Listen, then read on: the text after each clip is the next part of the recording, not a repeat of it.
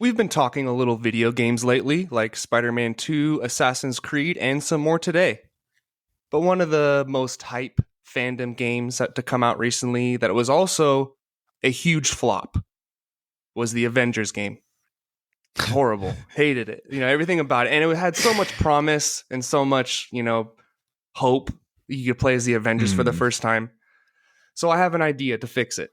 So we're gonna go kind of Revenge of the Sith game, or Lord of the Rings did the same thing. We're gonna do Infinity War and Endgame into a video game. Oh, how sick would that be? Endgame? Yeah, because there's not a lot. There's not a lot of battles in Endgame, but Infinity War is stacked. So you start off with Hulk versus Thanos, and I'm guessing we'll probably play as Thanos in that scene because he kind of kicks everyone's ass, No, I could see them playing. They do that actually a lot in video games. Well, I mean, they could do that, but I've seen a lot in video games. You lose sometimes in your first mission. Like there's some Call of Duties. There's a few Call of Duties where you start off and you die in the opening mission at the very end of it, and then it moves on to a new character kind of deal. Either one though, that would be sick. And then, of course, Ebony Maw comes down to New York, and you're, Doctor Strange or Iron Man. Probably Doctor Strange. This would be his battle. So sick. The Guardians go to nowhere. Thanos kidnaps Gamora. That whole kind of scene. Obviously, we'd extend it. It's only it's not that long, but play as the Guardians trying to take down Thanos. Right. Cap, Falcon, and Black Widow save Wanda and Vision. That would be another sick thing to do. Be Cap in that scene. And of course, there's always the cut scene from the movie that leads in, just like Revenge of the Sith. Right. And you could throw in like Outriders. Just because it wasn't in the movie, you could throw in the fodder. Bantha fodder, yeah. Throw in there. Sorry, I just spaced out. Yeah. Because they do that in Lord of the Rings too, obviously, in those games. Like there's extra stuff you fight through that wasn't every single scene, but you can still do the movie and just throw in a few things like that. So I'm on board so far. And then of course, Battle on Titan and the Battle on Wakanda. Both of those would be so sick. I mean, they're the same thing. You couldn't just fight Thanos at the same time. There'd have to be like other dudes flying around you could take out, and then Thanos is kind of the end of the mission. And then Battle of Wakanda, you're just switching around, fighting as different heroes. Maybe you get a little alternate ending where Thor goes for the head at the end, take him out. Okay. Which leads into Endgame. And the first real battle, I thought maybe killing Thanos in the beginning, but it's kind of pointless. I don't think you can really expand on that. He's by himself. But Loki's attack on New York when they go back in time. So imagine you get to go back in time and you're playing in the first Avengers movie, Attack on New York, and they expand on that. Okay. That'd be so sick, right? Dude, that would be sick. I love that. That opens up so many gates to even you throwing in extra scenes of going back in time if you really wanted to. But you could also, that 5-year gap, you could easily fill in I don't know, you can make up a few conflicts in the middle of countries going at each other or whatever, because now there's a vacuum. There's a power vacuum out in the world and stuff. And so you could easily do some creative stuff in there that doesn't break canon that you could throw in for some video game levels. You know what Actually, I just added another mission to the game. You will play as Hawkeye during those 5 years, just slaughtering mob bosses and stuff. Hunting down all of the mob bosses. Yeah. With a freaking katana. Well, not a katana, but with a sword, just absolutely taking them out. I'm here for that. But then probably my favorite part of Endgame is the 3v1 right after the attack on Avengers compound. Thor, Cap, and Tony versus Thanos. Amazing. And then the final battle, of course. We get the portals. I'm going to say you start as Cap because that's how it starts off. He's the only one standing in front of the whole army. Everyone comes. Maybe you go to Thor for a little bit. Spider-Man has his moment, so it'd be cool to get a quick Spider-Man in there at the end. Wanda, because she messes Thanos up before he, does the rain fire on everyone. Right. And then Captain Marvel. Killed him. And then you get Captain Marvel for a second. And then, of course, you will end the game with Tony Stark's Iron Man making the sacrifice. Have to. Well, and you in that game, the level coming up, you could have that scramble for the Infinity Gauntlet, and you could get real creative with that, where every character that passes it off, you're just jumping from character to character, different moves, different things, trying to survive like 1 minute waves or something like that at a time. Like you're not just running away, you're fighting through crowds, and then the chase continues kind of deal, and you're Hawkeye, you're Black Panther, that'd be a fun and creative new kind of style to a game. But you have to make sure. So I love this. I love this idea, even though it's not the type of style games we get anymore. We more so get the open world and the multiplayer and MMO, RPG, everything like that going on. But we don't often get the movie to video game styles anymore. I'm here for it. You just need to make sure that it's not repetitive, over the top. And you shouldn't be, because there's like 12 different heroes you should be able to be playing with. Right. Now, Avengers had that. They had 6. Didn't you get to play as all 6 Avengers and Marvel's Avengers at one point or another? Yeah, they unlocked them one at a time, yeah. Yeah. But it just wasn't good. It was just super dull, bland, absolutely plain. They didn't put anything into it. I mean, I only played for like 2 hours probably. So I beat the first few missions, and then after a while, I was just like, I don't have a drive to really go back and play it. Really. I don't know how or why, but I played the whole thing. And what was that? Did you play as Spider-Man at all since you had the PS5? Did you get that little No, this was on extra? This was on my Xbox. Oh. This is on Xbox One. This is before I had my PlayStation 5, before I switched over to the dark side. Okay. Yeah. I know. So I didn't even get Spider-Man. Did you get Black Panther? No, I stopped before all the DLC came out. Okay. I was going to say there was 3 different DLC, and that almost for a second I was like, it would be pretty dope to play as Black Panther in a video game, but I didn't go back to it. But to be honest, I don't know. I was skeptical to begin with it. Yeah. But since that game has dropped now, it's just like Suicide Squad kills the Justice League, Gotham Knights, all that stuff. I'm just like, I have Guardians. No interest. It's going to be... I forgot Guardians existed. I've seen all the gameplay. It doesn't look good. I've seen People the gameplay. said it was all right, though, which is... Really? It was better than Avengers, basically. No, maybe the story was actually something. Yeah. The Avengers story wasn't a lot, so... Well... Yeah, it's just, I don't have a lot of hope in those style of games anymore. But man, I would give that one a try for sure. Like it's possible to do it. They just are doing cash grabs instead of trying to make enjoyable games. So yeah, that would make a Billy though. How much did Marvel's Avengers make? Oof, probably more than it should have. Well, now I got to check. Despite initial strong sales, they failed to turn a profit. Let's go. Estimated loss of $63 million from Marvel's alarm. That's a $5 fine. They lost. It cost over $100 million to produce it, and they only managed to sell about 3 million copies. Oh my God. So all the that's just to produce, like there's a bunch of marketing, everything else that goes into that, like not great.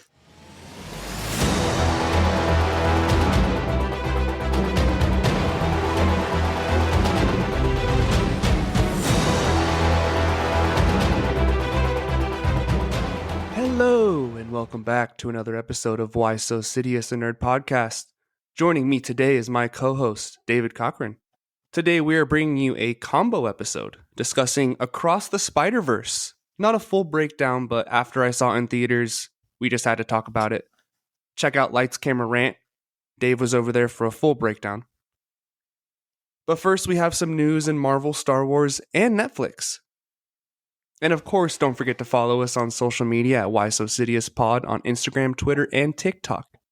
And don't forget to check out some of our other episodes. We have the Nerd Octagon, our trilogy rankings of all 6 MCU trilogies so far, and stay tuned for our coverage of The Flash. Just came out last weekend. Hope you guys liked it. We'll see, check to the episode to see how we felt about it. Yeah. All right, let's get into some news. So there were a lot of release date changes coming to Marvel, and a news article just came out today saying they won't be at Hall H at Comic-Con next month, which is kind of surprising after they just did this. But maybe this is Right. And I feel like they have some things to fill in, but maybe they're saving it for D23. Like they're just bought and paid for by Disney, and that's all only place they can release news now. I guess. So Captain America, Brave New World was previously on. So dumb. Right. Sorry. So how do you feel about that new that new name? No, I love it. No, what like it just sounds. I think my first thought. I don't remember if I put on our story or what, but my first thought it sounds like we're about to be following a toaster who's going off on an adventure into the world. I don't know if you remember watching that. What is that? I think it's literally called like the Brave Little Toaster or something. It is the Brave Little Toaster. Yeah, so that's the first thing I think of is freaking toaster and an evil vacuum and some wacky hijinks going on. And I just, why? And they did it so nonchalantly. Like it came out in a set photo. They didn't even make an announcement of it. It was just on the chairs in a set photo. And I just don't understand why. You already called it New World Order. That's not even that controversial of a term anymore, if we're being honest. It's said pretty casually. So I don't know if it's due to controversy or why they changed it, but I think it's bad. I mean, it doesn't matter if the movie's good, but it's just a stupid name. But it was supposed to come out on May 3rd, 2024. It is moving to July 26th. So you notice a lot of these movies are scooting back one Marvel movie segment. Like a lot of them are taking over the other movie's time slot. Right. And Thunderbolts was previously supposed to be on July 26, 2024. It moves to December 20th. Blade going from September 6, 24 to February of 25. But the best news about this whole release date change is Deadpool.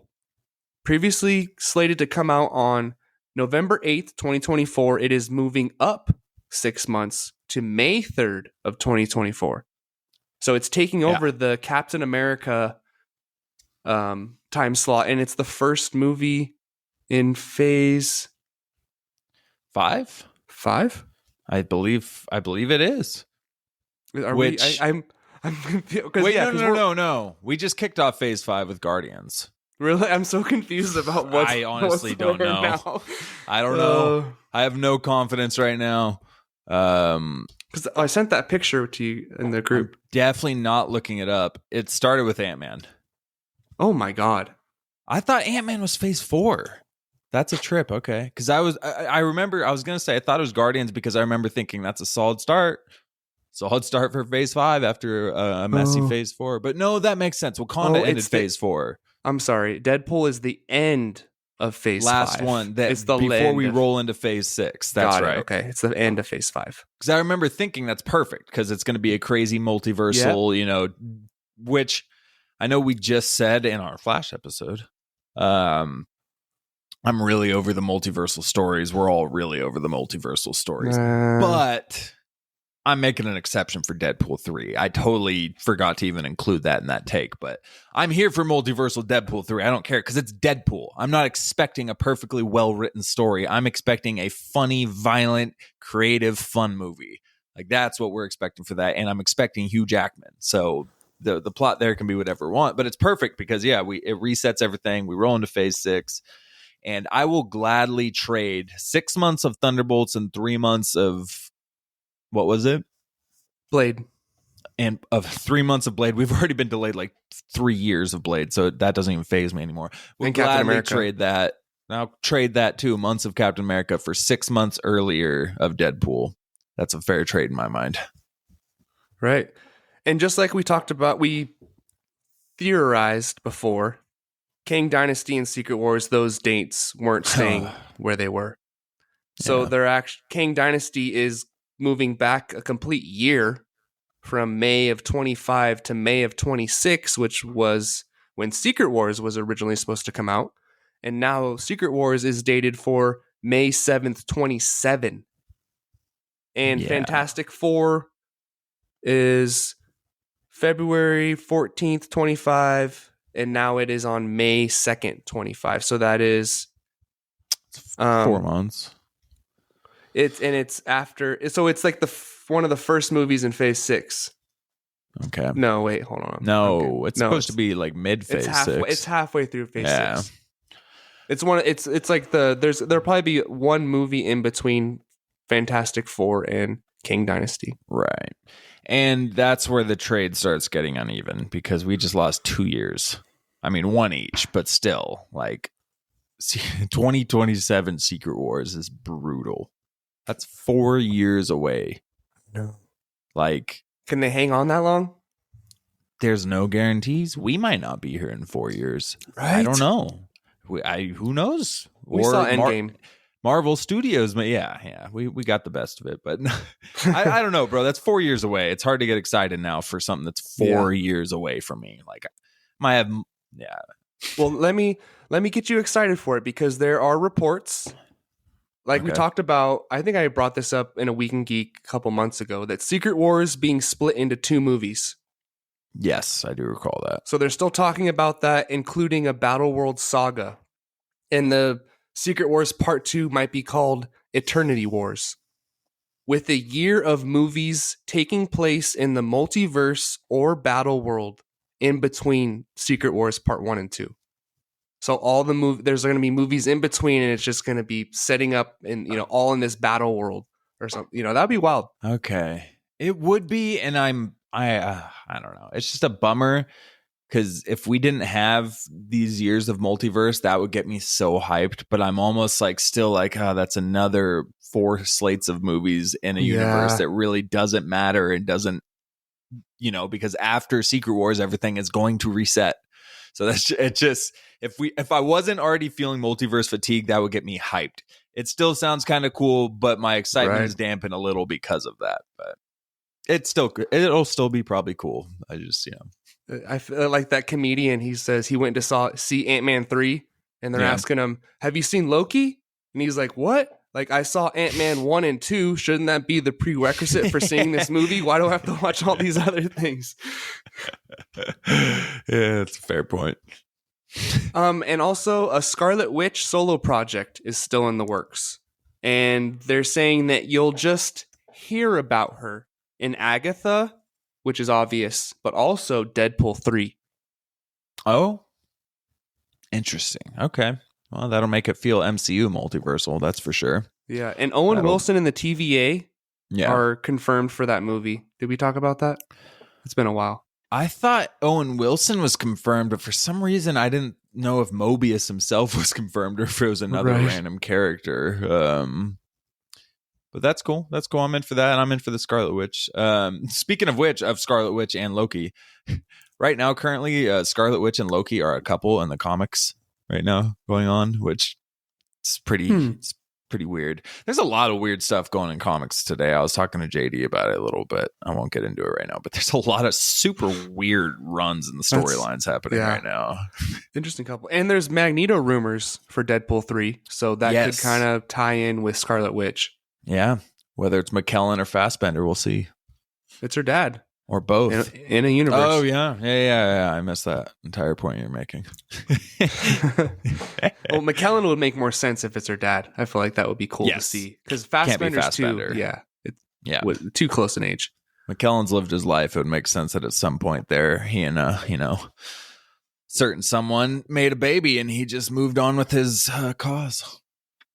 Oh, and also with these release date changes, we got some Star Wars changes. So there is not a movie coming out in 2025, like we talked about. They moved it back. No way. Yeah, I know. Pull the tape up, Jamie. Pull the tape up where I said, but it's not. It's not coming out in 2025. Pull it up. They only pushed it back 5 months to May 22nd, 2026. Which is 3 weeks after King Dynasty. Bold move. And the second untitled Star Wars movie was supposed to come out around Christmas of 26, and it has been pushed back a year. Interesting. So we'll see whose movie comes where, but we knew that they're not on their shit when it comes to movies. But Ahsoka releases August 23rd, 2023. We knew it was August, but they confirmed it's the 23rd. Yes. Yeah, I saw that official update, which, we only got 2 months. It's 2 months away, man. Thrawn. Yeah. We're getting live action Thrawn in 2 months. Dark Jedi. Like, so I can't stoked. wait. Well, let's move on to the new Star Wars game that basically came out of nowhere from Ubisoft, Star Wars Outlaws. So it says, experience the first ever open world Star Wars game set in between the events of The Empire Strikes Back and Return of the Jedi. As you can see, Han frozen in carbonite during the trailer.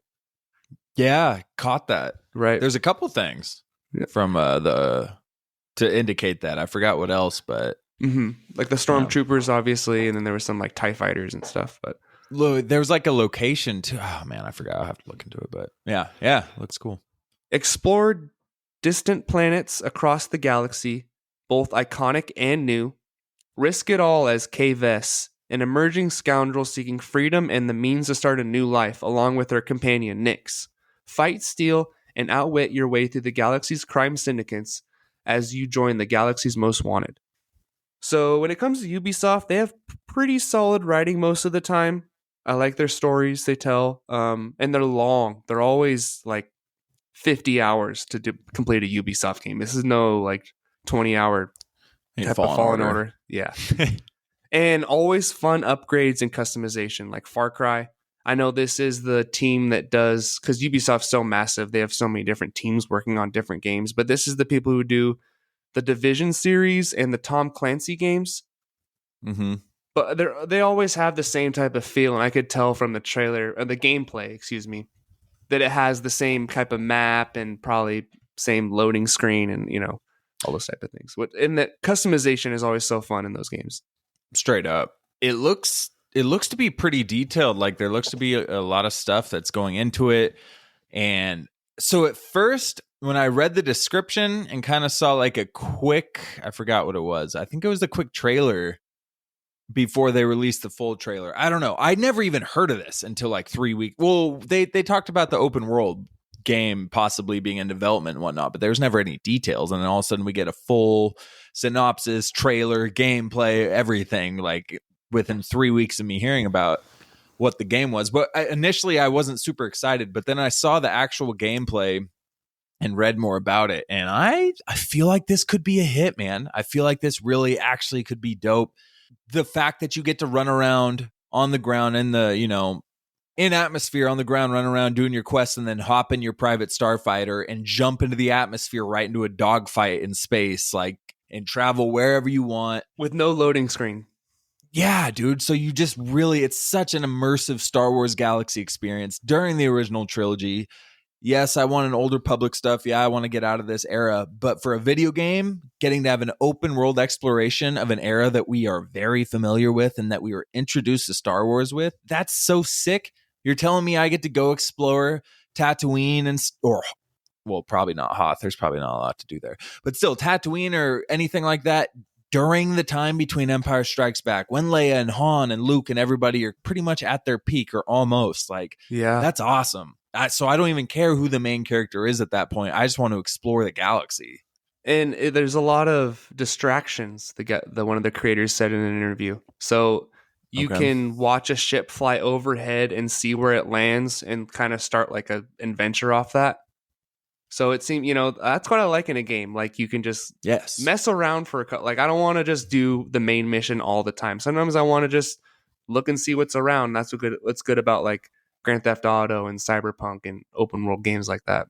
Dude, totally with you. Fallen Order sometimes comes off a little... It is. Two-dimensional. It's not... Yeah, there's a lot of times I want to do more and explore more, but there's just not really a lot for you to go do other than a straight line with a few curves here and there. There's rumors in Jedi Survivor, so you can like go and talk to someone and they'll give you like a little side mission to go on where you like help them out or save someone, or so there's that at least. But yeah, it's not open world by any means. Have you beat that yet, by the way? No, I have not. Wow. Well, when you guys were over, that part took me like what 8-10 times to beat that one guy. Remember? I was pretty preoccupied during that. I didn't see a lot of it, but the big like cyborg guy we see in the trailer, No, the one-handed Jedi. Remember the one-handed?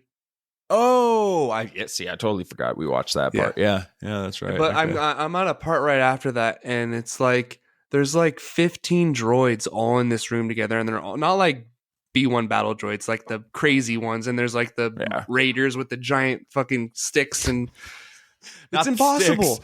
I'm about to put it to story mode just to get through this one section and then put it back. I swear to God, don't tell the world that.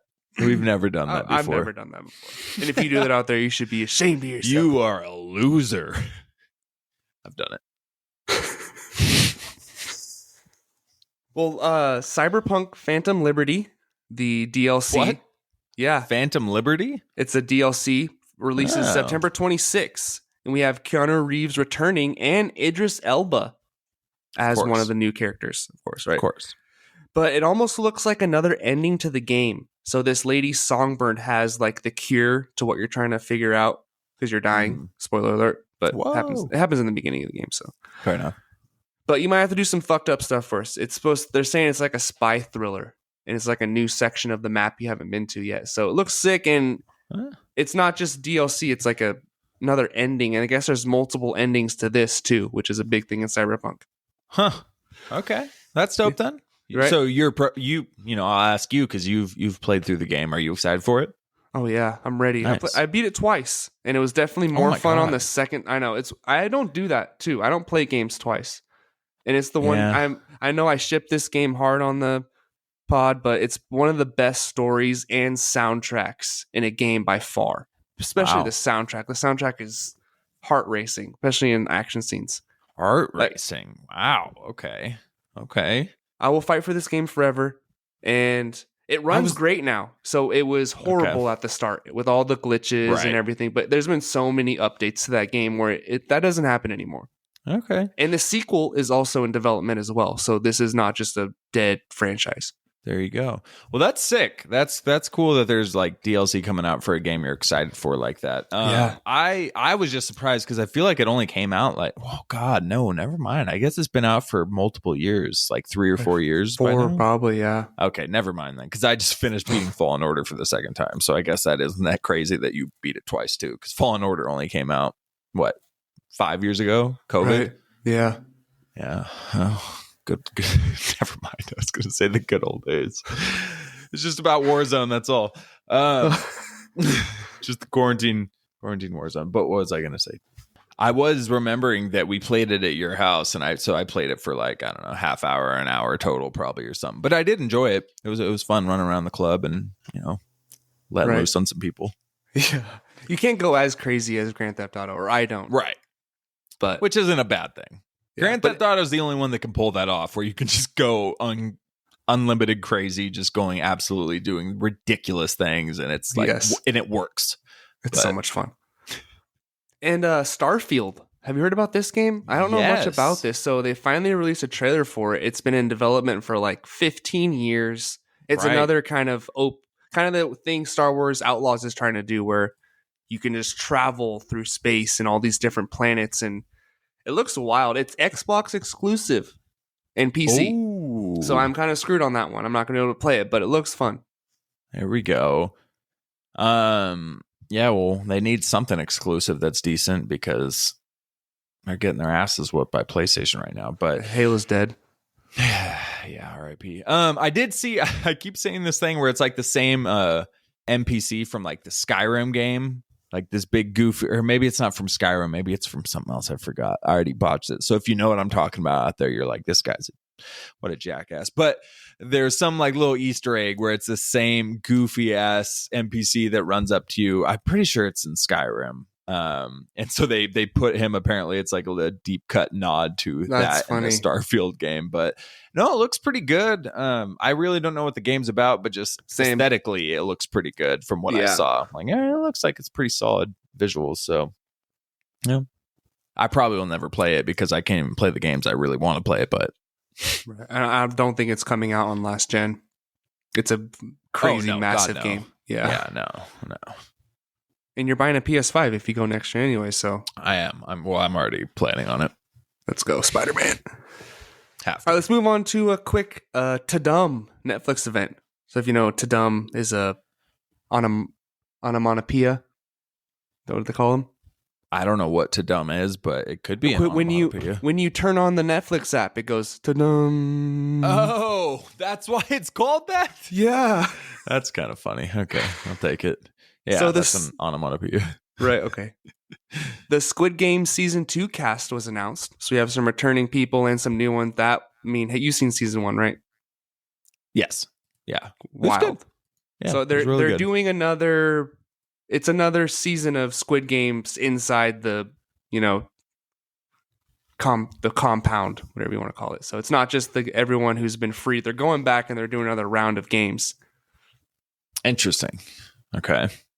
And Witcher Season 3 releases June 29th. There was a 2.5-minute clip they released. It was basically just a hella sick action scene with Ciri, Geralt, and Yennefer whooping ass. It looked like they were outside of the Witcher school hotel.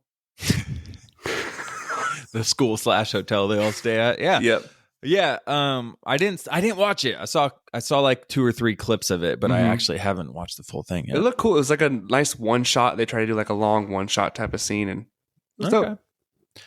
Well, because they're back together, right? Yennefer and Geralt after season 2. I believe so. It's been a long time. I think they reunite at the end. I think they reunite. Probably. I forgot how it ends exactly. Me too.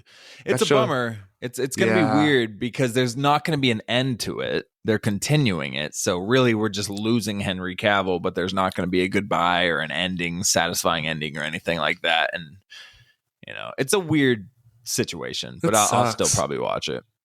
Avatar: The Last Airbender live action remake in 2024. We got to look at the actors portraying the main 4: Aang, Katara, Sokka, and Prince Zuko. So I'm not an anime fan. Mm-hmm. This is anime light. This is not full on anime, but it's close. And I watched all 3 seasons, and it's a slow start. You have to kind of accept and kind of like accept. It's kind of like the first season of Clone Wars in a way. It's not great. I know exactly what you mean by accept for some reason. I know exactly. You got to wear it at first and then yeah. But by the time season 2 and 3 come around, like Mark Hamill plays the main villain. He's Prince Zuko's dad, like the Fire King. Because it's like the firebenders, fire, earth, water, and air. Yeah. So yeah, he's the Okay. Cool. It's a slow build, but it's a great show. And of course, M. Night Shyamalan did the remake in early 2010s, and it was so bad. He said he didn't know adults liked that, so he totally botched it. So they're doing it again. I can't remember. There was a lot of drama with the original creators and what was going on, so I can't remember who's doing what. I don't think this is the original creators. I think they're doing their own thing. Okay. We'll see, though. All right. And to wrap it up, we got a behind-the-scenes look at Rebel Moon from Zack Snyder, releasing on Netflix in December. His rejected Star Wars movie that he's taking to Netflix, and it's basically a Star Wars movie without Star Wars in it. So is that really the story behind it? He was writing a Star Wars movie and he just called an audible? Or is it just looking a lot like Star Wars and that's kind of just a joke that people are saying? I don't know. Don't quote me on it, but that's what I've heard from the start. And it's called Rebel Moon. Okay. I mean, come on. Rebels, that's no moon. Yeah, right. It's all there. But if we see lightsabers in the trailer, then yes. You know what? Just for Man of Steel and for what I deem to be a little over the top hate of Zack Snyder, I'm checking it out. I'm going to give him a shot. Oh, I enjoyed Army of the Dead. It wasn't like incredible cinema, but it was an entertaining film. That's what. Yeah, I'm not looking for incredible cinema. 300. Yeah. I will always go back and rewatch 300. I will too, but every time I do, I realize, this really is just action. This is just entertaining action because the movie itself really isn't that good. Like, there's a lot of goofiness to it, but it's entertainment, man. All right, let's move on to the main topic of this episode, Across the Spider-Verse. Before you continue listening to this episode, this is your official spoiler warning. So if you've not seen the content that we are about to cover, go ahead and go watch it real quick before you continue on. Or don't, I guess. Your call. I maybe have to issue an apology to people out there for the takes I've given on this series before. Hey, I've been there. But I am a man of, I'm a man of integrity, and I will admit when I'm wrong. And I think after watching, because I rewatched the first one the night before I saw it in theaters, the second Across the Spider-Verse, and oh my gosh, I mean, it's not the greatest Spider-Man movie ever. I won't give it that title, but yeah, it's definitely up there, especially the mind fuck that happens at the end of this one. It blew me away. I had no idea it was coming. Maybe Did it? I didn't know. It took me away for a second. Okay. So we're going to talk not a full breakdown, but just kind of our things we noticed and things I want to talk about. So let's get into the other Spider-Men we saw and women and some of the villains. So I think the main one was Spider-Man 2099. So he tried to create a reality where his family was alive, kind of like what Kingpin tried to do in the first movie. Yes. Well, yeah, he joined. Well, kind of. He did the opposite. Kingpin tried to bring them in. He went to them in a different universe. Oh, right. And it didn't create an incursion, but kind of similar to an incursion where they just kind of wiped out that entire universe or planet. That is an incursion, though. One planet gets wiped out to save the other, so it kind of was, yeah. Okay. Yeah. But I do like how it ties in with the first movie. You think Miles fixed everything at the end, but he really created a lot of problems by just, blowing up that Kingpin's device. Mm-hmm. Well, he messed up a lot of stuff, which obviously we get revealed with the whole spider thing. I don't know. Yeah, we'll get into that. But what did you think of Spider-Man 2099 and Oscar Isaac's performance? Okay. I thought Oscar killed it. I thought he did a really good voice performance. I bought into the emotion and the frustration that he really had throughout the whole movie, and with tones of guilt. You could sense the guilt that he knew he messed up. For an animated movie, I really felt like the voice performance portrayed that very well. It was guilt and frustration and rage that he was pouring through the whole movie. So I liked his character. Obviously, he sucks. The aesthetic design, I like the one more so in the post credit or towards the end of the last movie. He was a little over the top bulky, the shoulders and his whole design, and his claws on his elbow hooks were just massively, and I know it's animated, it's over the top, but it was a little it doesn't really land for me.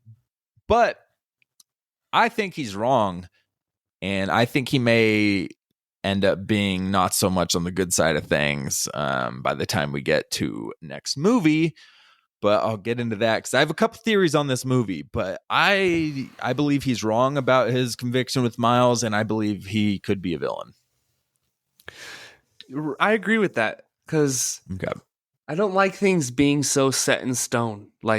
You doing this one, trying to save your father destroys a universe. And also, isn't his uncle dying already enough? Wasn't that already kind of his moment? He's getting multiple canon events. Yeah, some people have the uncle, some people have the captain dying. Well, or they have both, but he's unfortunate enough that his dad ends up being the captain who's going to die. But to be fair, Peter Parker never even had a dad. So Miles at least had, a dad for a little bit of his life. Peter Parker didn't have a dad or a mom growing up. He had an uncle and an aunt and lost his parents early. So, maybe Miles should consider himself lucky and enjoy those. No, I'm kidding. But well, spoiler alert for the Miles Morales game. His dad died, or is it it might even be in the Spider-Man game. I can't remember, but his dad dies. Does he? Yeah. Did his uncle die too? Or is Aaron Davis still alive? His uncle's alive. Yeah. Okay. So yeah, because he's talking with his uncle after his dad died about and he's kind of takes over that role as his father, and then he probably finds out that he's the Prowler. That's universe whatever the hell at the end of the 42. Right. Oh, interesting. Okay. And I really liked 2099's character did you at say the beginning. Spoiler alert already? I did say spoiler alert. Bad for it. And spoilers for Across the Spider-Verse. We will be talking and spoiling this whole movie if you didn't know already. A little late, but it's all right. Yeah, you're fine. You had about 30 minutes to figure it out. His Oscar Isaac's voice was a little too noticeable for me because I felt like it was just Oscar Isaac kind of. That's fair. But it was. Yeah, he's too famous, I feel like, for this movie. But he did a great job. And how about the Renaissance Vulture? That was such great animation. Yeah, you like that too. Uh-huh. I loved it. I don't know what it was, but it was just like, it was so unique and creative. Like you said, it was great animation. The design to everything. I loved how he was literally like, his whole personality and characteristics about him fit like a Renaissance era French guy. So I freaking loved it. Or no, he was Italian. And we got a little short Lego cameo, which I guess like a 15-year-old like YouTube Lego 14. anime. 14, excuse me, Yeah. Young man. Did the whole scene, which is kind of cool. Yeah, did you hear why they did that? Because he recreated the trailer with Legos when the first trailer dropped out and put it on YouTube, and they saw it and it was so good that they had just were like, hey, we want you to do a scene for us, and just brought this 14-year-old in to do the Lego Spider-Man scene because he just did a fan-made trailer on YouTube, and they're like, dang, it's pretty, had better CGI than The Flash, some might say. This Sony animated section of their company, they're great and they have a heart. I don't know what's going on with the live action, but this whole animated team, I like them. Yeah. Oh, yeah, dude. Spider-Punk, the anarchist. Yo, tell me. I want to hear your thoughts. I want to hear your thoughts on Spider-Punk. It was super creative. Like, definitely probably the most creative Spider-Man in this movie. So what was his name? Was it a variation of Hobie Peter Parker? Brown. Okay, so no Peter Parker in his name. Not a Peter Parker, no. I just loved how you just against society, against the man. And then at the end when Miles makes the turn to, save his dad instead of listen, he's just like, he gives him that look like, you're right, man. I would have done the same thing. Yeah.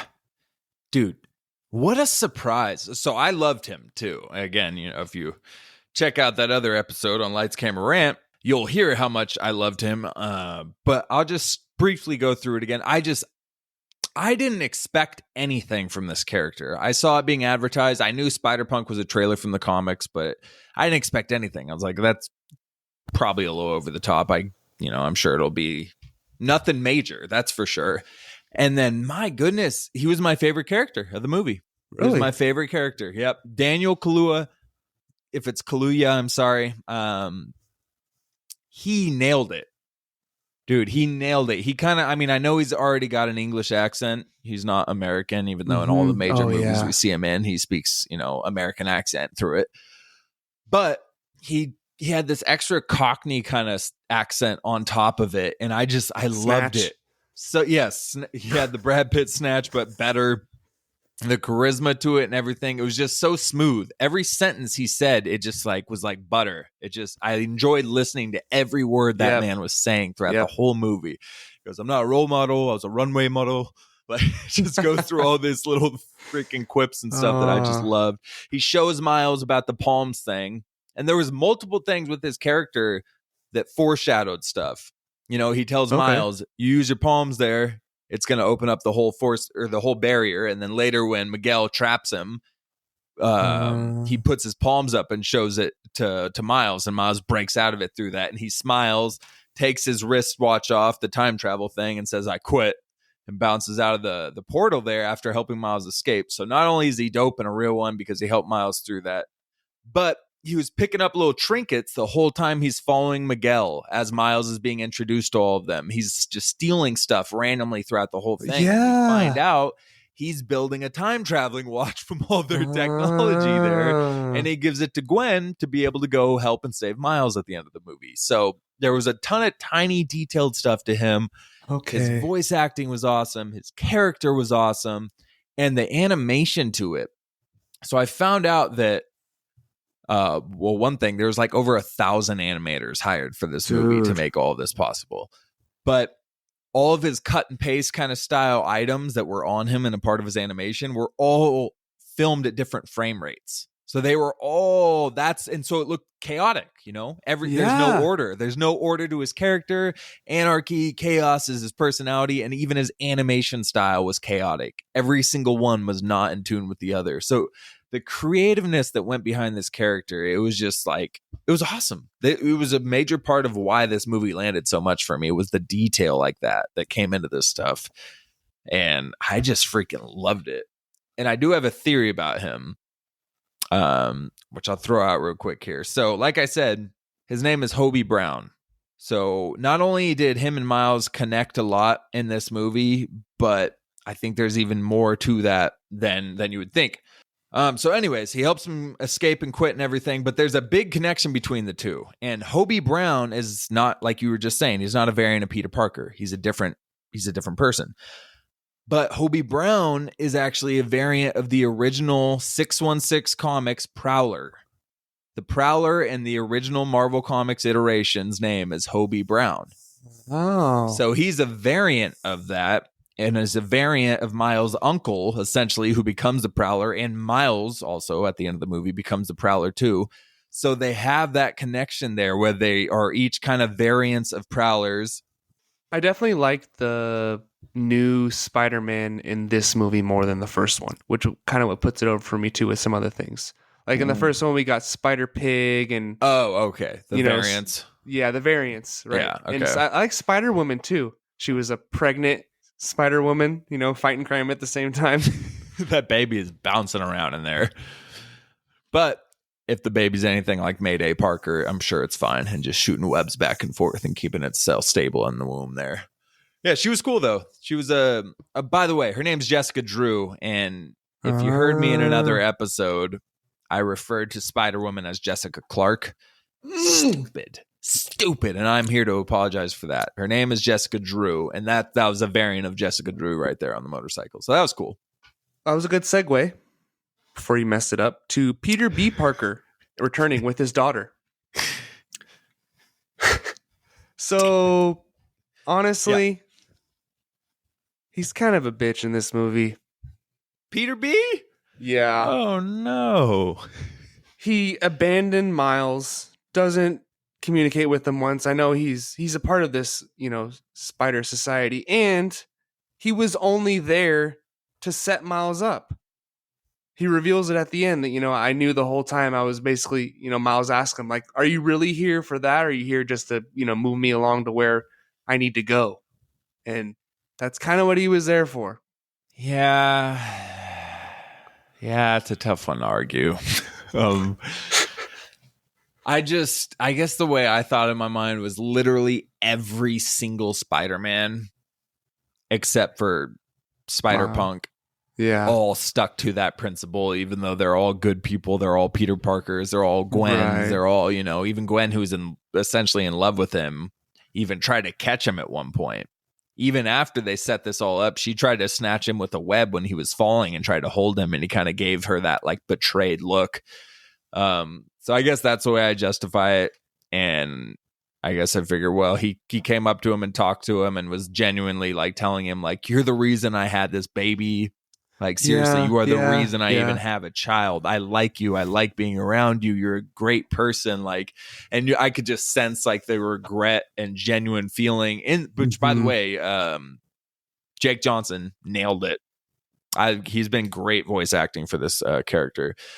But I do understand, and I've seen a lot of that where everybody's like, Peter B and Gwen are fake. Nobody really had Miles's back except for Hobie, or Spider-Punk and stuff. And I do, it's rough. It's a tough look. It's a tough look for my guy, right? Well, let's get into the biggest Easter egg / cameo in the movie, Donald Glover. Dude, that was wild. I did not expect that, but it's the perfect cameo, and they used him well. He had 2 quick scenes. He's, being held captive, and he is the Prowler in a universe. Yeah. So I'm definitely thinking if they do a live action Miles Morales, he's gonna be Uncle Aaron. Dude, he should be.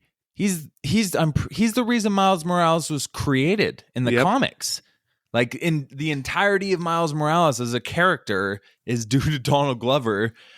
And it was, oh my God, I had no idea it was coming either. As soon as he came on screen, I think I was watching the movie alone. I'm pretty sure I let out a, oh, that was dope. That was perfect. And I like to think that was the MCU version of him. I like to think he kept going, because even when Tom Holland, sticks into a car, there's a deleted scene and where he he tells Tom, I got a nephew who lives here. I don't want these weapons in my neighborhood. But then in a deleted scene, he calls and he says, hey, Miles, I'm not going to be able to make it. So that is Aaron Davis there still. He has a nephew, Miles. So I like to think that that's him. And we're going to see him in the MCU and in the Miles Morales thing. Because, dude, that whole sequence where they were checking in on everything legitimately tied every Spider-Man property out there into the same property. Like, they're all different multiverses, but they all just got tied together. Put the MCU in it.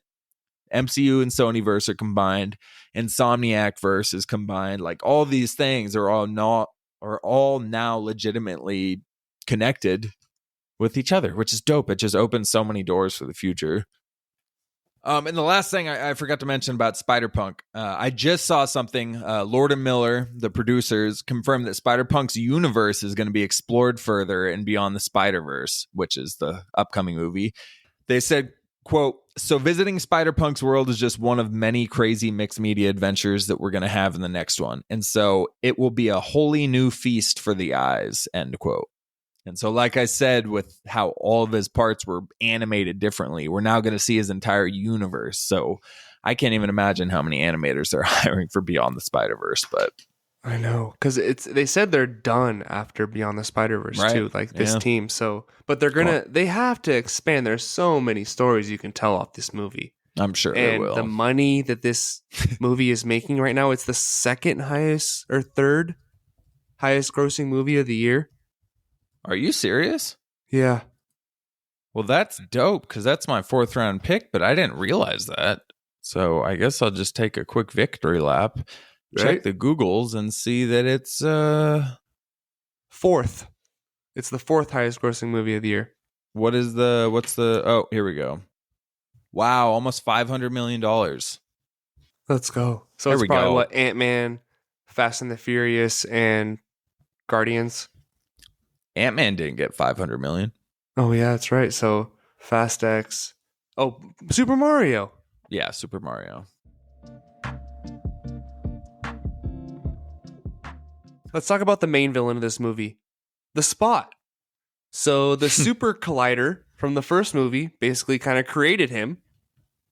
And he starts off as this kind of, Miles isn't taking him seriously, but then he starts getting more power and, really starting to take control of what's going on. And he worked. Like, I was kind of the same way at first. I didn't take him very seriously. Like, who is this random Spot guy? Like, he's just absorbing every collider and then just going to another universe and doing it again. Right. But by the end, it was like, okay, this guy's unhinged and wild. He needs to be, taken down. Dude, loved it. Again, same thing with Spider-Punk. Expected nothing from this, and even an hour into the movie, I expected nothing. Like you said, I thought it was going to be kind of a comedic, relief coming in villain, and then Miguel O'Hara and somebody else possibly would be the main villain. But it was perfect. Jason Schwartzman, I believe, was the voice actor. Nailed it. He was hilarious in the beginning. All the comedy worked so well for me. The freaking, when he's stealing the ATM machine, this is my first time stealing. Please don't make this a bad experience for me. My condition has stopped me from being able to work, so now I've resorted to a life of crime. And just the delivery, everything is just gold. He visits Mrs. Chen. Oh, perfectly awkward, though. He pops into Mrs. Chen in the Venom Sony universe, so we got all that involved as well. But it was perfect. He was so funny and harmless, and then by the end of it, he's like one of the most intimidating villains out there. The artistic style where it flipped from smooth white with black spots to edgy, scribbly, black, chaotic, animated style. Like, he's intimidating, and what a creative way to do a villain. Like, switching from that type of character to the type of character he was by the end of the movie and being the dreaded villain coming into the next one. That's another reason why I was so like enamored by this movie, is because of stuff like this. Like the detail that came into just small stuff that end up being such an incredible part to the movie. Underrated villain for sure. And he's alive, right? Yeah. He's about to kill Miles' dad. Oh yeah, that's right. Yes. I need to watch it again. I'm gonna rent it for $20 right when it comes on streaming. Yeah. Well, dude, Flash is going to be on Blu-ray September. I just saw a notification, so that's less than 3 months away. So it shouldn't be long. Is that long? Yeah, movies. Well, you can stream it on Amazon like a month after it comes out. Well, you can probably stream it way sooner than Blu-ray then. Yeah, okay, right. Blu-ray is always the last thing. But if you buy, you can buy some movies on Amazon too, and then you have them forever. Yeah. Spider-Gwen. So it was a very unique choice to start the movie off with her, but I really liked it. We got a good backstory on her and her Peter. So the Peter from her universe turned out to be the Lizard. Wow. And, you know, he dies, and her dad thinks that he killed him. So at first I was kind of confused on where this took place. I thought they made it. So this happens before Into the Spider-Verse, right? Or is this in between the first and the second one? Does she go back? No, that was before. That was after. That was directly after Into the Spider-Verse, I'm pretty sure. Well, no. Peter Parker dying as the Lizard was before. Okay. Right. Yeah. Okay. Got it. Yes. Because I think she says something to Miles later about it, or right. That confirms. And when she gets picked up by the multiverse, the Spider Society, it's years after Peter died, and Gwen comes back and then is caught because it's her first appearance back in there for a while, and her dad catches her, and then she takes the mask off. That's not directly after Peter Parker's death. So yeah. But it was deep, like her and her dad's story together, where he is even still gonna try and arrest her when she reveals herself. Like, that's heartbreaking for a daughter to, you know, go through that. Brutal. Like, and what are you doing, man? Like, you're just so like stuck in your ways. They're probably trying to like portray the way some police officers act, where like their honor and duty comes before reason. Right. You know, so that's what they're trying to do, and I understand that. But just like, it's your daughter, man. Like, and like, she's probably trying to let her explain herself first, at least. Right. Like, just pulled his gun out. Like, yo, what are you doing, my guy? That was rough, but I agree. That was a great start to the movie. The pastel colors, yes, like, it was beautiful art style, and then the way that the pastel colors changed based on the emotion of the scene. It was like a mood ring type of deal, moving around with, depending, like when they hugged, it brightened up from like a dark bluish purple and stuff. Like, just, again, such a creative thing. And like you said, it was a bold move to start with her, but I thought it worked perfectly. It landed for me. It was a great start to the movie. And not just pastel, but also like a neon world. Yes. It was very vivid. Like, it was incredibly vivid. Like, the color of her dad's face was like a pinkish color towards in one of the last scenes they're in together. Yeah. Should we talk about the main character of this movie, Miles? Yeah, I guess we could talk about Miles. So you were talking about the suit, and I do like the new one, but I understand what you're saying, that spray paint homemade suit is pretty sick, and everyone keeps asking him if his armpits are bleeding. Yeah, and I don't even mind the red stripes that much. I think it's the spray paint, even though his logo is still not perfect on his new one either. It's just a little bit more cleaner. But I miss the white stripes, the white lines that go down with his black contrast. It almost reminds me of the white and black pinstripe Orlando Magic jersey back in the day, the Trace McGrady, Penny Hardaway style. Yeah. So I love that style of it. So I love his Into the Spider-Verse outfit. Across the Spider-Verse isn't bad. I just prefer the first one. I thought the first one was cooler. Yeah, that's fair. It's no Flash. Let's not get into that. We're having a good time here. And so with Miles, it seems like he's really getting tired of the everyday Spider-Man routine. You know, just having to stop these petty crimes every now and then. He's like, oh God, like I'm over this. And it's affecting his relationship with his parents. And he has no friends really. He gets grounded, misses his dad's speech. Like things aren't going well. But then when Gwen shows up, like this is really the spark he needed as a Spider-Man, to know that there's like a bigger purpose out there than just playing cop and, you know, right, being an NYPD officer that can actually, you know, take out multiple crimes at once. Right.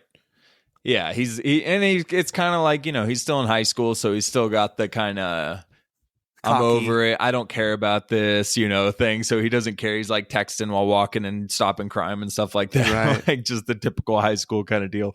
But it was another great episode. It was another great movie. I like the development with his family, like the relationship with his dad and mom good Lord, I don't know why I keep saying episode. Last movie, you know, there was a massive character arc going on with that between them. The relationship they built over time through the movie with his mom, you know, getting involved with Gwen showing up and them kind of having those struggles, but them kind of growing and starting to kind of, you know, that awkward phase with your parents when you're going through high school. There's drama, right. There's conflict and stuff, but seeing them get to the good point of that where they're kind of starting to work through it, and then the Spot situation comes in and that, you know, ups the heights even more for him, and the whole situation where now he literally has to go back and save his parents. Not only that though, but the moments with his mom, you know, when she finally gives in at the very end, she goes, you have to promise me, you have to take care of you. The one, you know, she gives that speech about how he has to promise to be the one to take care of him if he's going to go off on his own, and she's not going to be, you know, overbearing mom.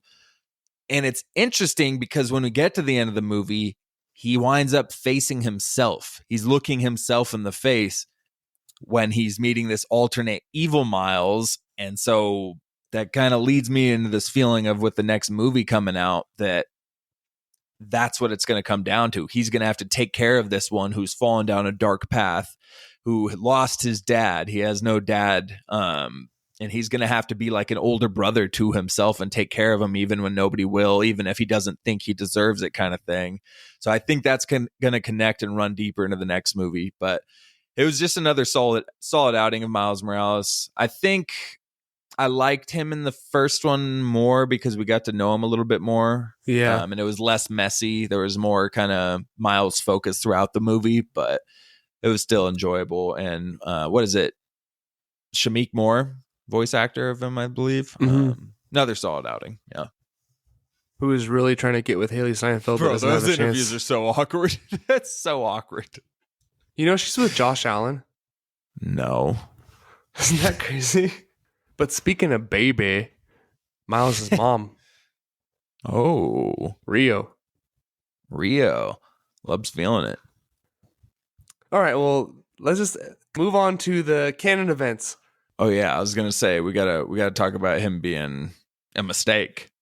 Yeah. That was also another mindfuck to find out that the spider came from another universe that was supposed to be for Peter Parker. Yeah. And made multiple Spider-Verses and Spider-Man in one universe.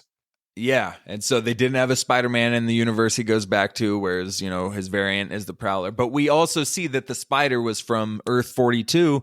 And it does show in Into the Spider-Verse when that spider comes down right before it bites Miles. He has a Alchemix 42 written on his back or on his belly. And when the spider is crawling, he glitches right before he gets to Miles to bite him. So there are actually multiple indications that it's from a different universe in the first movie. So that was cool.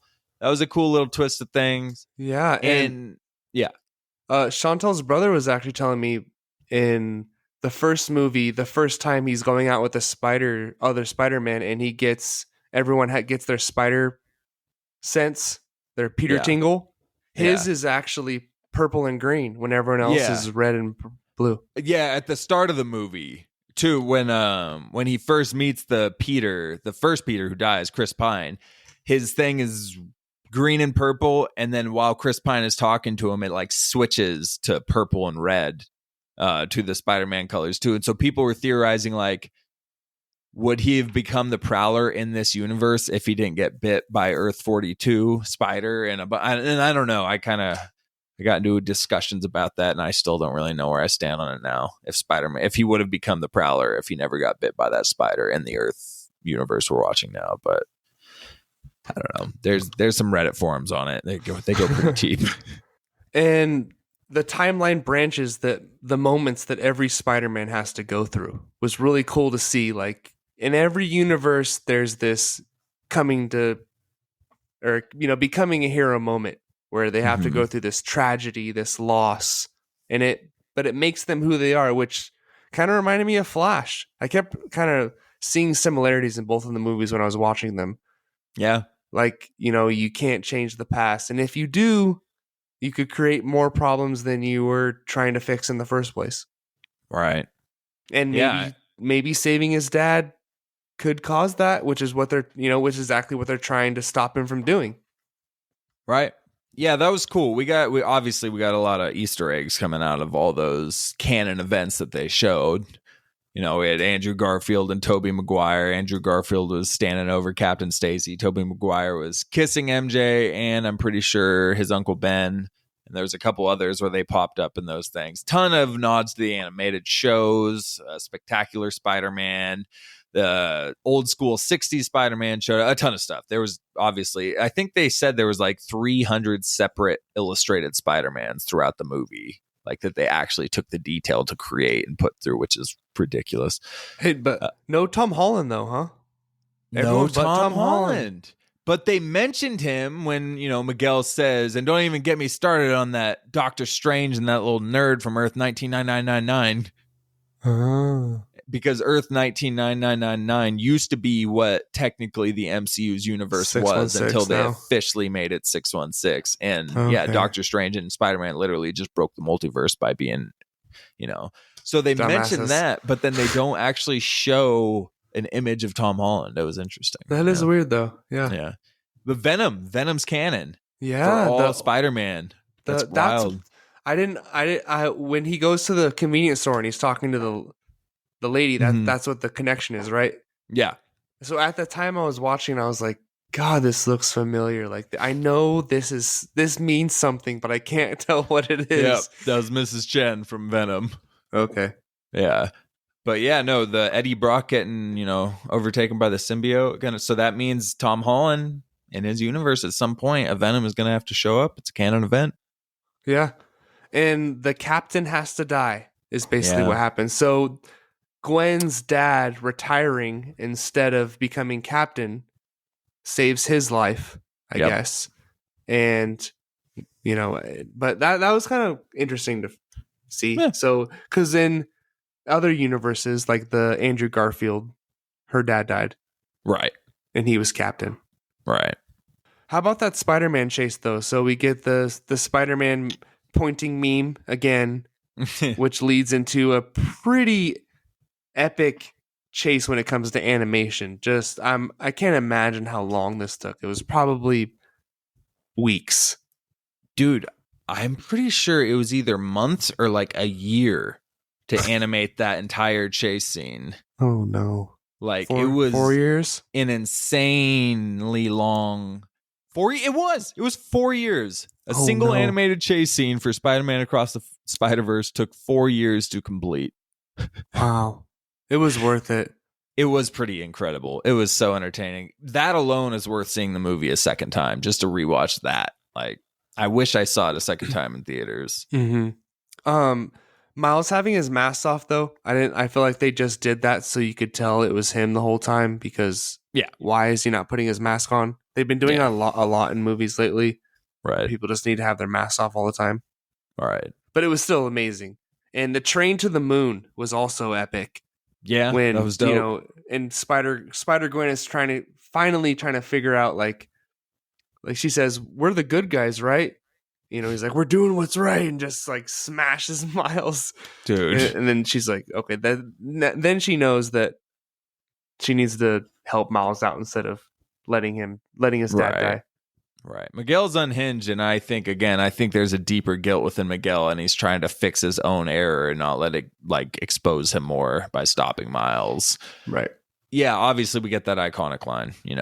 Everybody keeps trying to tell me how my story's gonna go. Nah, I'm gonna do my own thing. Sends him off with the venom shock there off the thing, and obviously another iconic scene. It wasn't as iconic as the "What's Up, Danger" leap of faith in the first movie. Nothing still matches up to that one. The song, the leap of faith, the art, him upside down. That was just iconic as hell. So it didn't match up to that, but it was still dope. It was a really cool little scene, even though we saw it in the trailer too. It was still cool. So we kind of talked about it briefly before, but just the plot twist at the end where he gets sent back to the Spider's universe, right. And he's finally confessing to his mom, because the whole time he's so close to revealing his identity, but he just doesn't fully trust her, can't do it yet. And then when he does, she says, "Who's Spider-Man?" And he's like, like dad's worked with him before. Like, he knows who he is. I wish dad was here right now. Yeah. And then, his dad's dead, obviously. Dude. And there's no Spider-Man there. And just when his uncle walks in and goes, "Oh, you took your braids out." And at first I was thinking like, because I didn't have everything processed yet. Right. So I was thinking, yeah, like maybe he's going to get away with this, but his uncle definitely seems suspicious. And then, he says, we got to go out and do a run or a gig. And it's like, oh shit, like the Miles in this universe is definitely not doing well. He's probably gangbanging with his uncle. And then, but then obviously when he takes him down, he knew the whole time, and it's a setup. Right. And when the other Miles is just up in the corner, that's when I figured it all out. And it was like, everything just, came to me all at once. And I'm like, oh, straight up shit. Like, so it worked perfectly for me. They did what they needed to do. Yeah. Yeah. No, I think, around, obviously when, Uncle Aaron walked in and stuff, I was like, wait, what the hell? But some other people picked it up like almost immediately. Wow. But it was a cool twist to it. Cool having him stare himself in the face. I guess a lot of people got pissed off because they didn't know that it was a two-parter essentially, because it started as Across the Spider-Verse Part 1, and then they changed the title. So some people were like, there wasn't even an ending, but I thought it was solid. But there's something interesting when they're going through that universe there. There's a ton of nods to the Sinister Six. So it's a universe with no Spider-Man. And there was like Vultures something. It was some like food restaurant. Electro had a cell phone, a wireless service, billboard, like neon lights. So all these Sinister Six names own all of these companies and corporations throughout the city. So I'm thinking in this Beyond the Spider-Verse, while Miguel's chasing him down, I think Sinister Six are going to be the ones running this. Because you also hear it from J.J. Jameson on the news thing, the Sinister Six cartel, something. And so I think the Sinister Six straight up run the city at this point. There's no Spider-Man. So I think maybe Miles has to take care of his younger brother, essentially, who is this prowler. He's got to take care of him like his mom promised, made him promise to do. And maybe Miles isn't a bad person. Maybe Miles is just surviving in a messed up universe they're in where the Sinister Six rule. And he's just a prowler, like an independent mercenary type deal. And maybe Miles and him team up and are fighting the Sinister. Good Lord, I keep messing up. The Sinister Six. Sinister Five. Sinister Five? Oh, because Miles is out. He's probably a member. So he's either a member or maybe he's like, standing against them or something. I don't know. Who knows? He's just doing his own thing, but there's no heroes in this world and he's just living his own deal and he can be swayed by the other Miles to turn good and fight.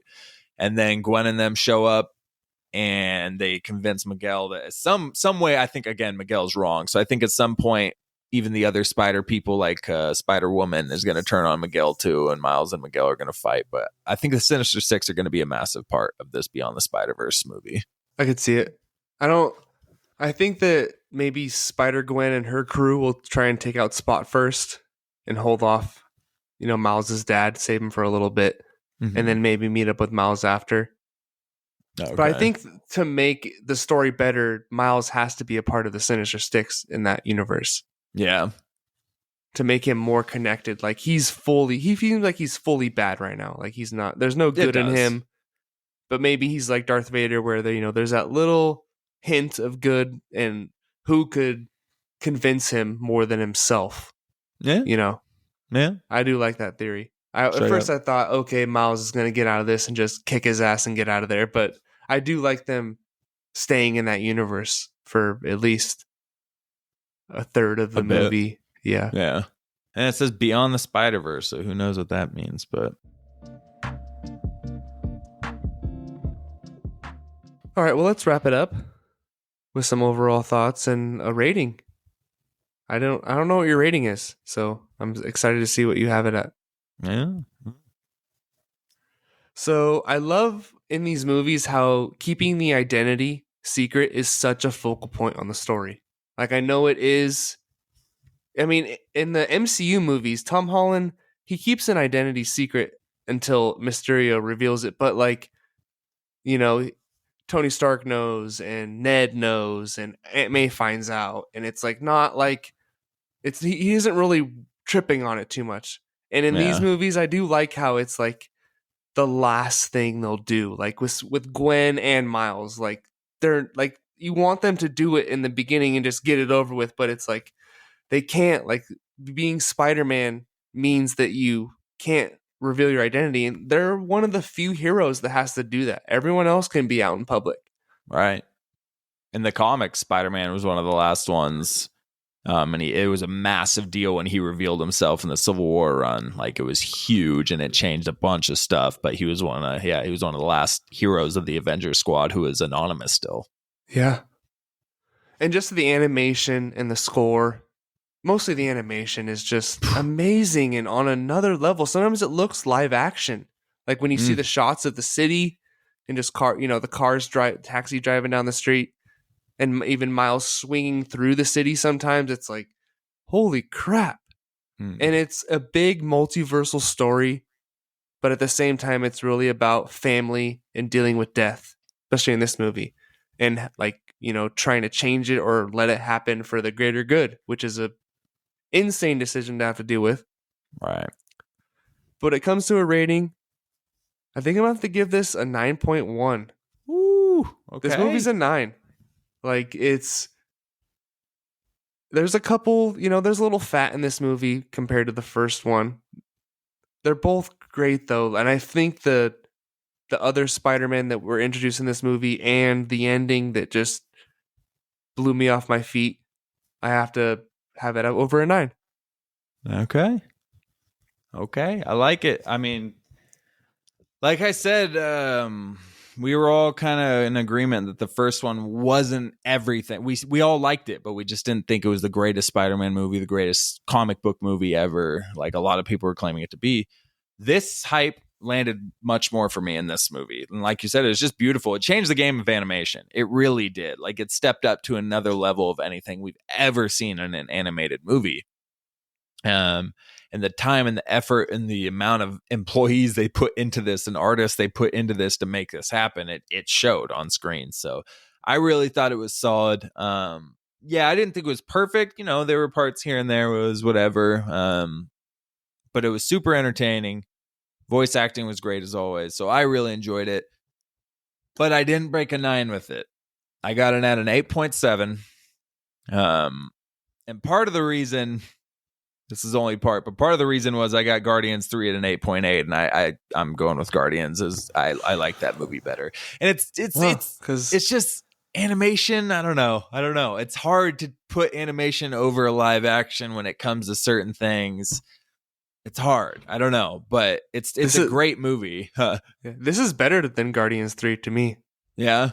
Yeah. I felt way more in Guardians 3 than I felt in this one. But yeah, I felt more, but I don't know. I think this was more enjoyable and just, there wasn't a great ending to the movie like there was in Guardians 3, but it was still a wild plot twist. It was a good ending, though. I thought it was a solid. Yeah. Like, when it ended, I was like, oh, damn. Okay, that was a solid movie. Like, that was solid. Yep. Yeah. So, I mean, who knows? Maybe I rewatch it again and I become even fonder of it and I put it up a little higher. But it was definitely on the border of a 9 for a while there, and, you know, kind of bouncing back and forth, 8.6, 9.1, somewhere in the middle of there throughout the day. But because I didn't even rate it after I came out of there and saw it, so I just had to rate it today. I'm sure coming out straight out of the theater, I might have put it as a 9. I think I was hyping it up pretty much, but rate 1 to 4. Okay. You have the Tobey Spider-Man 1 and 2, Amazing Spider-Man 1 and 2 with Andrew Garfield, and then you have Tom Holland's Homecoming and Far From Home, and then you have Miles Morales 1 and 2. I can go first for 1 and 2. Okay. Go ahead. Yeah, I'd probably do the Spider-Verse ones, both of them, as the number 1. Well, it's tough, dude. That's really tough. Because Homecoming wasn't you can go first. Yeah, you have it lined up. I think I would put Tom Holland number 1, just because I am a big fan of Homecoming, and Far From Home is sick. Okay. And then I would do Miles Morales number 2, and it's close. And then Tobey Maguire and Andrew Garfield. Yeah. I mean, Andrew Garfield's last. Sorry. Yeah. Andrew Garfield is himself as Spider-Man, freaking amazing. But I'm not going to sit here and say Amazing Spider-Man 2 is a good movie. So that's out the door, because the other 3 are all at least good movies. Like Spider-Man 1, good movie. Spider-Man 2, good movie. You know, they're all great. Spider-Man, Amazing Spider-Man 2. Ugh. But an Amazing Spider-Man 1 is good, but it's not great. Whereas Spider-Man 2, great. Spider-Man, arguably great too, because of everything it did for the time. That was incredible. Yes. For that time, that was doing what Into the Spider-Verse was doing in the animation section. That was doing in CGI superhero section. Like, it was paving the way. So that's why it's hard. It's hard because that's true. Watching them right now, it's different than me thinking of when they each came out. I was also 10, but you know what I mean? Like, it was hype. But if I had to do it gun to head right now, the most combined, you know, between the two, the average of the best movies, I think I would have to put Spider-Verse maybe at 1. Yeah. And then Tom Holland. Fair. No, I'm going Tobey 2. Okay. Tom Holland 3. But I'm telling you, if it's 1 to 10, they're like a 0.1 difference of each one. Like, they're all freaking there. And then The Amazing Spider-Man. But my number 1 isn't a Spider-Verse movie. And I don't even know if my number 2 is a Spider-Verse movie. It might be 3 of all my Spider-Man movie. But it'd be 3 and 4 if it was. And that's the big thing that makes the big difference. Like, they're both just solid. Yeah. And I can't believe I doubted. I wasn't going to see it in theaters at all. I was going to wait. And then you saw it. You said it was dope. I was like, damn, I need to fucking check this out. So straight up. Shout out to you. Straight up. Well, I think that about wraps it up for another episode of Why So Cities and Nerd Podcast. Thank you for joining us on our coverage of Across the Spider-Verse. What did you guys think about it? Let us know on Instagram and Twitter. And stay tuned for our flash coverage. By the time you see this, it should be out. And thank you.